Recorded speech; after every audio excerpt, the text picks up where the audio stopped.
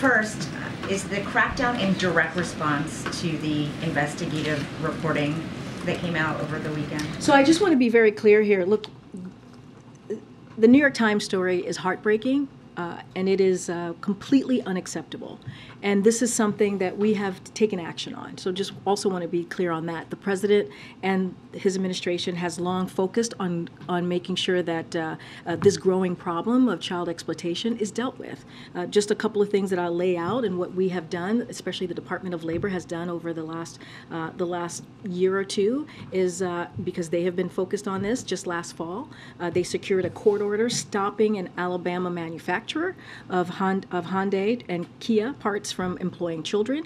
They recently also, they got one of the nation's largest food safety sanitation providers to pay $1.5 million in civil penalties for violating child labor laws. So that doesn't mean that the work is done.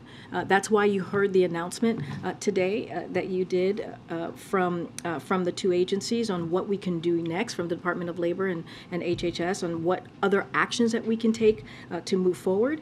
But again, you heard me say this at the top, we also need Congress to act. The president asked Congress in his fiscal year 23 budget for more fundings. It fell short by $50 million. And so it was a request for the DOL wage and hour division to be able to do its job. And because of that funding shortfall, it prevented the department from hiring nearly 200 additional staffers to combat these violations. So again, we've been working on this. This administration has been working on this for the past 2 years, taking this incredibly seriously, and now we're going to take additional actions to get to the bottom of this. So apart from lack of money, lack of resources, is there any agency, anyone who should be held accountable for the failure of oversight that led to this situation in the first place? And look, who is being held accountable? So here's the thing. We have taken action to try and deal with a real issue, a really true issue that was exacerbated, let's not forget, by the last administration. And so that's what we walked into.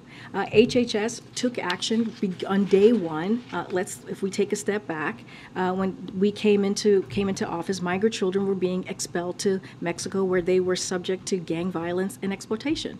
So we reversed that policy, making clear that we as a nation have a more responsibility to do better. So we took action there.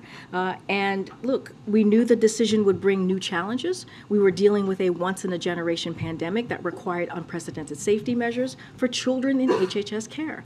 And you heard us at the beginning of this administration talk about how we were moving, trying to improve the situation for unaccompanied minors when they were coming in, and also how to move them in the most safe way possible. So is there more work to be done? Absolutely. But to say that we have not taken this seriously, after I just laid out what the Department of Labor has done over the past several months in particular, I think would be inaccurate. And of course, the president wants to get to the bottom of this. That's why we put forth and announced a task force. Okay.